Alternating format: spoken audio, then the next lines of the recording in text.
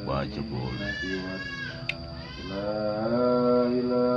Oh, perjalanan sertifikat itu ya, yang ada di Facebookku dan Instagram atau YouTube, yang juara 1 improvisasi acting waktu acara Federasi Teater Indonesia. Itu ceritanya begini. Jadi malam-malam itu ada pihak dari Taman Ismail Marzuki, dari penyelenggara itu ngomong Taman Suropati ada yang ikut lomba enggak, gitu ceritanya. Terus nggak ada tuh yang ikut, mau divisi teater, divisi apa aja nggak ikut, padahal itu lomba umum. Ibaratnya umum itu kalau menurutku mau profesor, mau dosen, mau jawara, mau petinju, mau apa, ibaratnya adanya lomba improvisasi acting kan. Pokoknya siapa saja boleh, namanya juga umum ya kan, mau kampus-kampus atau apa. Nah aku berpikir waktu itu, aku mau ke kota seni, udah satu-satunya aku yang jalan. Waktu Taman Suropati, waktu masih ada yang ngajar itu Kak Made itu, jebolan sarjana hukum dan sarjana teater IKJ itu. Waktu di Taman Suropati kan yang ngajar divisi teater dia. Nah nggak ada tuh yang maju, aku maju akhirnya. Pagi-pagi itu aku kan ada 3 sesi tuh, teaterikal, lomba improvisasi acting, sama klinik teater. Itu kan klinik teater itu yang narasumbernya atau dokternya lah gitu, ibaratnya almarhum Didi Petet, itu ceritanya. Nah pagi-pagi pas mau lomba itu aku berpikir ada potongan kayu-kayu dari Taman Suropati, itu tak ambil satu, yang dimana kekuatan beban beratnya itu ya dibilang ringan enggak, berat banget juga enggak gitu. Nah aku punya sarung itu tak potong-potong biar memanjang gitu. Itu aku berpikir aku akan menggunakan teaterikal itu sebagai beban berat perjuanganku. Ibaratnya itu Allah, Tuhan itu memberikan ujian cobaan kepada hambanya di batas kemampuan manusia itu sendiri. Makanya beban kayu itu enggak berat banget, enggak ringan banget juga enggak gitu. Nah itu aku taliin sama kayu itu, aku ke tim itu sendiri, aku nggak sampai bawa itu kan, tak panggul kan berat mungkin kan, capek kan. Aku ngakalinya pakai waktu itu ada bajai, aku bajai. Nah pas itu udah nyampe tim kan,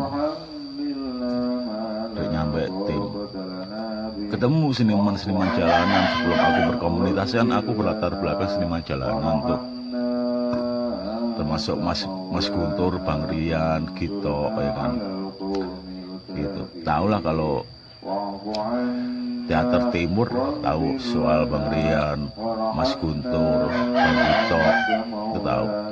Lenong teater gitu, yang berkaitan acting lah gitu. Nah ada tuh waktu itu kan aku diajakin sama mereka, bukannya apa-apa, sebelum itu terjadi aku udah menyanggupi bahwa aku akan ikut lomba itu di Taman Suropati. Udah itu deh komitmen itu, ketika aku keluar ke seniman, aku nggak bisa menyanggupi itu karena itu udah komitmen sama Taman Suropati duluan. Udah begitu. Akhirnya intinya pas Slamet Radjo bersama pasukannya di belakang itu masuk pintu gerbang, aku sudah siap-siap dengan tubuhku yang tak artistik seperti tanah hidup, tapi dibalik itu adalah Sule Joker atau manusia. Sarung-sarung yang panjang yang tak ikat-ikat, yang harus melewati, tahu kan perpustakaan di ujung itu, HB Yasin atau apa sih, pokoknya perpustakaan yang paling ujung. Dari pintu gerbang menuju ke ujung itu ada perpustakaan. Nah di situ Di situ aku terus ekspor tuh, yang lain berkomunitas rame-rame dari sanggar komunitas apapun. Aku bermain sendiri dengan satu buku.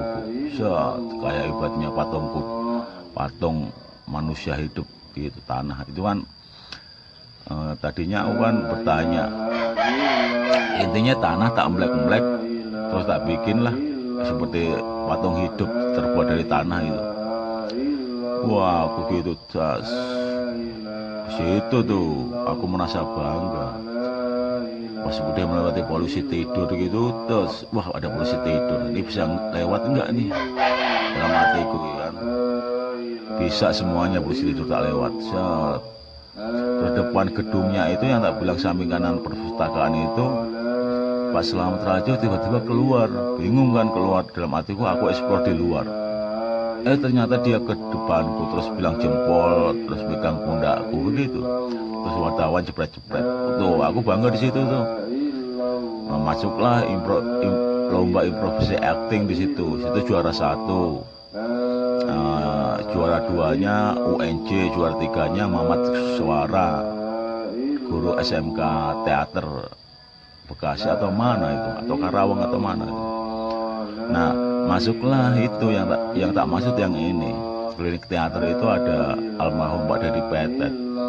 Waktu itu kan aku punya pengalaman tuh ketika jadi seniman di jalan Terminal Selipi kan. Itu kan tempat nongkrongku, tempat mencari ilhamku tuh.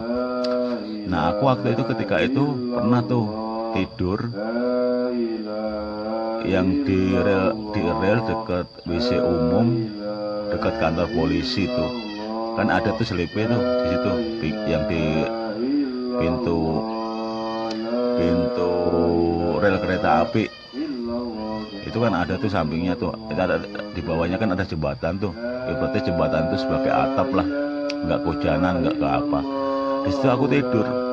Nah, di situ suatu ketika aku pas lagi mikirin nulis puisi gitu. Aku kan kerjaannya nulis puisi tuh.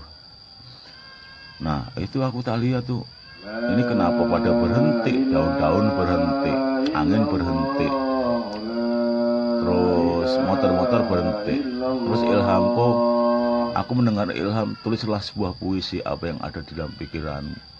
Baru aku pengen nulis ibaratnya, Tuhan, kenapa hidupku begini? Dari kecil aku sudah kehilangan ayahku. Tak lama kemudian ibuku menikah dengan ayah diriku. Lalu seperti aku anak yatim piatu dan tidak tidur di tempat ini.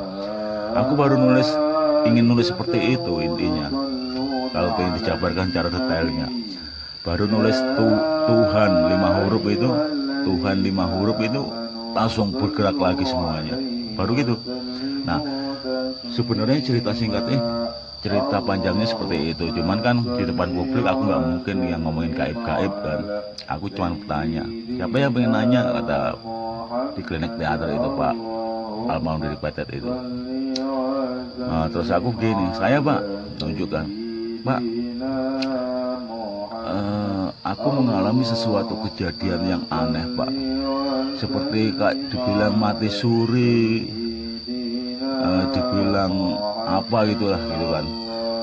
Terus tiba-tiba itu jawabannya gini, kamu orang teater ya, jangan terlalu mendalami tokoh teater, kamu nanti gila loh gitu kan. Terus dalam hatiku waktu itu memang aku belum mendalami tokoh, kecuali kayak Pak di kan yang aku mendalami tokoh itu justru ketika ini bersama Pak Dorman Borisman dan penata musiknya itu Andreas, itu manggung teater kecil itu jadi imam langit sama warga kampung 2 peran, justru itu.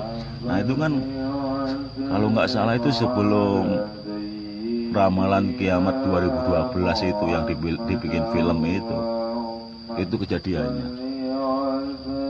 Iya emang seperti itu. Terus tak lama kemudian kan aku dengar, wah Pak Dedi almarhum, artis terkenal almarhum.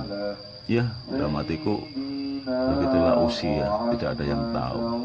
Hanya Tuhan, hanya Allah yang rahasia atas usia manusia.